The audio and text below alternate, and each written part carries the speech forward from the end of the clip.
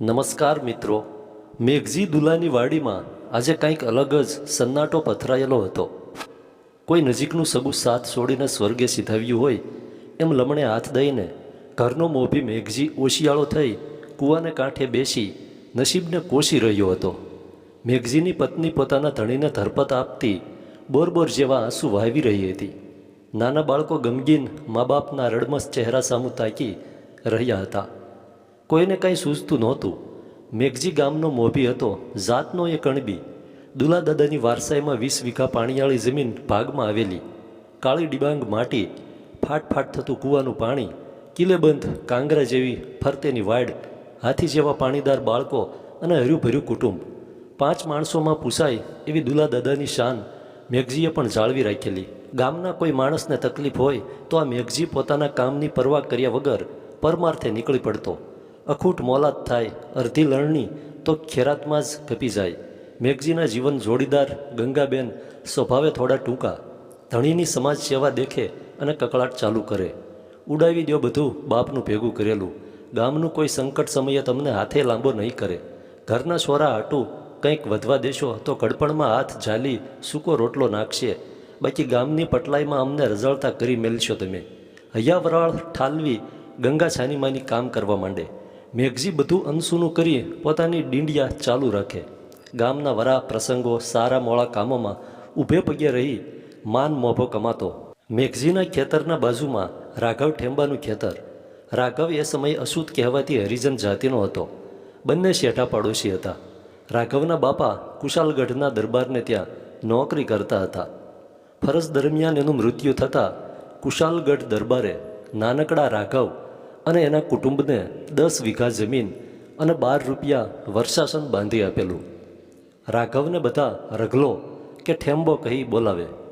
એ સમયે રૂઢિચુસ્ત સમાજમાં ભયંકર સુવાછૂત વ્યાપેલી હતી. કોઈ સવર્ણ જો ભૂલથી આવા કહેવાતા નીચી જાતિના લોકોને અડકી જાય તો હજારો ગાળોના ઉપહાર સાથે ઢોર માર મારે અને અપમાન અલગથી આપે. ઘરે જઈ નાહી લે અને કોઈને ખબર ના પડે આમ વાત સગે વગે કરી દે. જો બીજા કોઈને ખબર પડે તો તું હવે અભડાઈ ગયો છો કહી એને જ્ઞાતિ બહાર કરી નાખે. એટલે શક્ય એટલું આવા લોકોથી અંતર રાખવાનું ચલણ ઘરે ઘરે હતું. એક વખત ભયંકર દુષ્કાળમાં ગામના બધાને ત્યાં ઢોર ઠાકર તરફડી ગયા. ઘણાના પશુઓ મરી ગયા, કોઈ છૂટા મૂકી આવ્યા. ગામની વસ્તી પણ ટપોટપ ઘટવા લાગી. એક સાથે 20 લોકો મરી ગયાનું પણ સંભળાયું. અનાજ ધાન્ય ખૂટી ગયું. ગામના લોકો ખેડૂતની દયાના મોહતાજ થઈ ગયા. મેઘજીને આંગણે દિવસ રાત લોકોના ધાડા ઉમટ્યા રહે. દયાનો અવતાર મેઘજી પોતાના ભંડારો લૂંટાવતો ચાલ્યો. એક વખત રઘલો કણબીવાડમાં આવી ચડ્યો. ગામને છેવાડે અલાયદો રહેતો એ સમાજ જ્યારે ભદ્ર કહેવાતા લોકો વચ્ચે આવી ચડે ત્યારે શું થાય એ બધા જાણે જ છે. રઘલાને જોઈ ત્યાં ઊભેલા તમામ લોકોના ભવા ચડી ગયા. ગરીબડી ગાય જેવો રઘલો ડેલાની બહાર ઊભો રહી મેઘજીને સાદ કરે છે અને આજીજી ભર્યા સ્વરમાં કહે છે કે હે જગતના તાત, હુંય તમારે આંગણે માંગણ થઈને આવ્યો છું. છોરા સૈયા ભૂખ્યા ટળવળે છે. ચપટીક બાજરો આપશો તો આખી જિંદગી તમારો ઋણી રહીશ બાપ. કરગરતા રઘલાને જોઈ કહેવાતા ઊંચી જાતિના હલકા લોકો મશ્કરી કરવા લાગ્યા. જાતિ વિષયક અપમાન અને ગાળો તો વર્ષોથી સાંભળવાની અને સહન કરવાની ટેવ પાડી હોય એમ એ નીચું જોઈ હાથ ફેલાવી ઊભો રહ્યો. મેઘજી પણ રૂઢિચુસ્ત હતો. આભડછેટમાં માનતો હતો, પણ રઘલાની કાકલુદી સાંભળી એનું મન પણ પીગળી ગયું. મેળા માથે બાજરો વાવલતી ગંગાને અવાજ દીધો, શંભુની માં સાંભળો છો? 2 માણા બાજરો કાઢજો તો. ઢાળિયામાં બેઠેલા લોકોએ જ્યારે આ સાંભળ્યું ત્યારે એના આશ્ચર્યનો પાર ના રહ્યો. ગામનો પટેલ થઈને તું આ ઠેંબાને બાજરો આપશે? એક અળવિત્રો ડોસો અજો ભાભો ઊભો થઈ ગયો. એલા મેઘજી, તે તો દુલા દાદાનું નાક કપાવ્યું છે રોયા.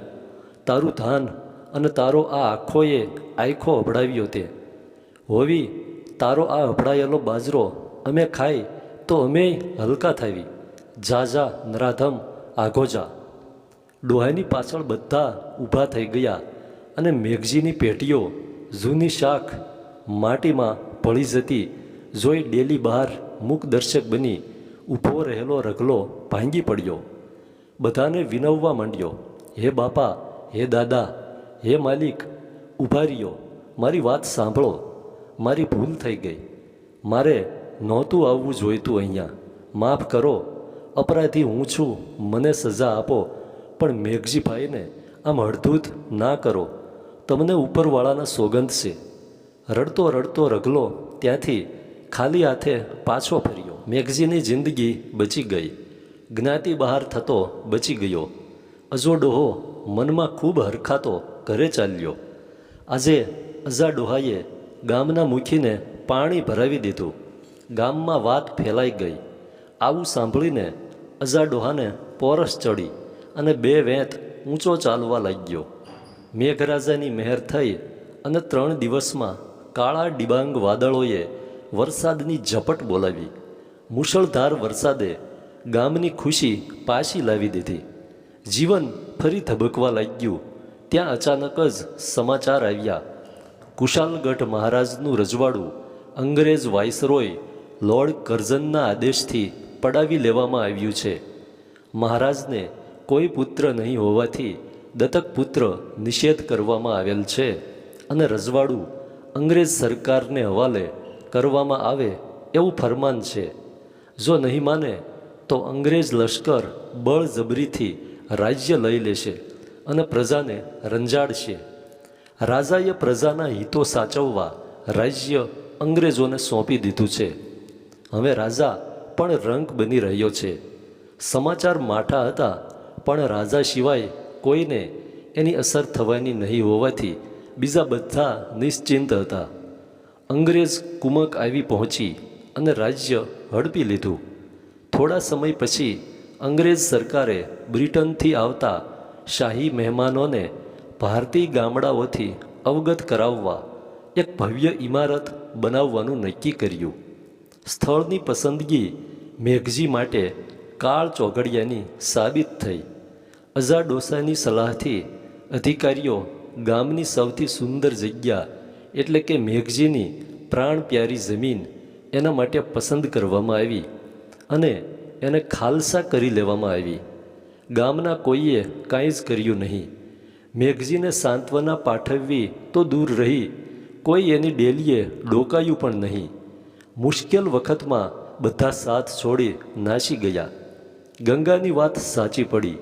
ખેતરને ઝાંપે બેઠો બેઠો રડતો હતો.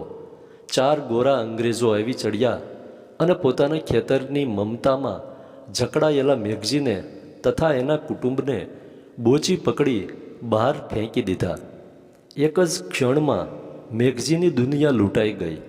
વળી વળીને પાછું ફરતો મેઘજી ગોરાઓની બંદૂક જોઈ ડરી જતો. ચાલતો ચાલતો પાછું ફરે. અંતે એ રડતો અને કકળતો ગામને પાદર આવી પહોંચ્યો. અજો ડોસો મૂસોમાં મલકાઈ રહ્યો છે, યુવાનોને ઉશ્કેરી રહ્યો છે અને કાંકરી ચાળો કરી ગંગાને ઠઠ્ઠા મશ્કરીથી હેરાન કરી રહ્યો છે. તમામ મર્યાદા ચૂકી ગયેલો અજો ડોસો મેઘજીને કમોતે મરવાની સલાહ આપી રહ્યો છે.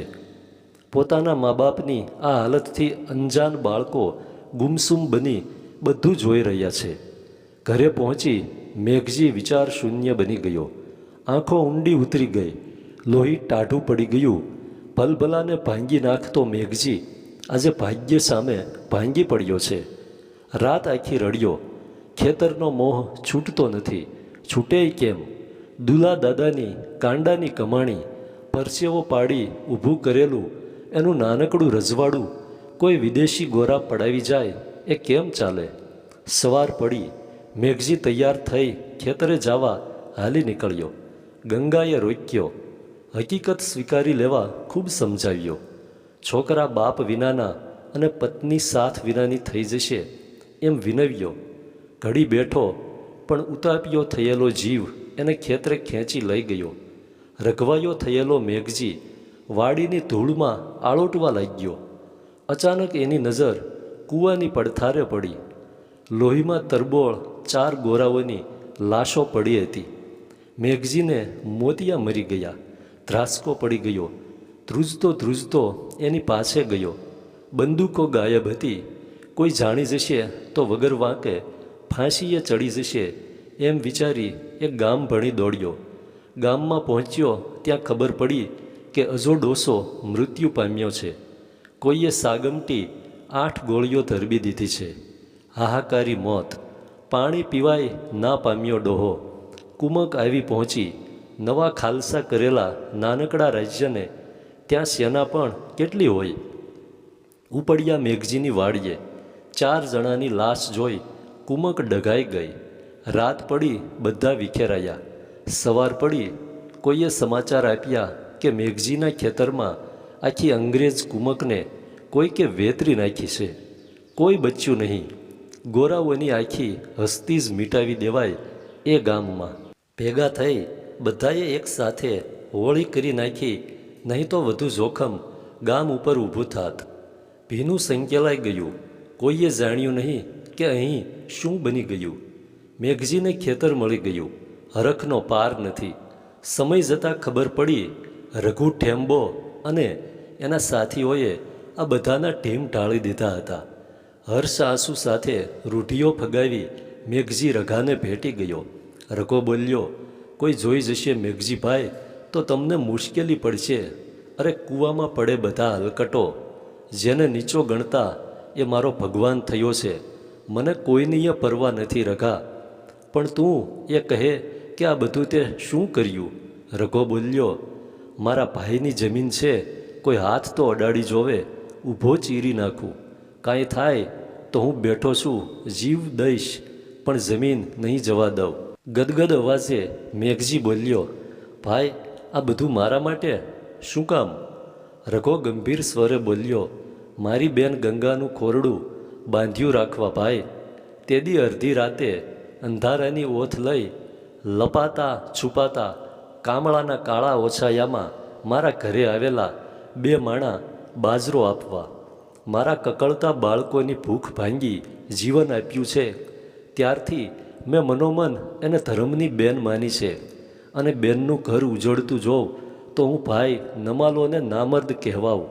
આ ઉપકાર જિંદગીભર ચૂકવાશે નહીં. વર્ષો વીતી ગયા છે. હવે ગામ કહે છે દુલા દાદાને 2 દીકરા છે, મેઘજી અને રઘલો. ધન્યવાદ.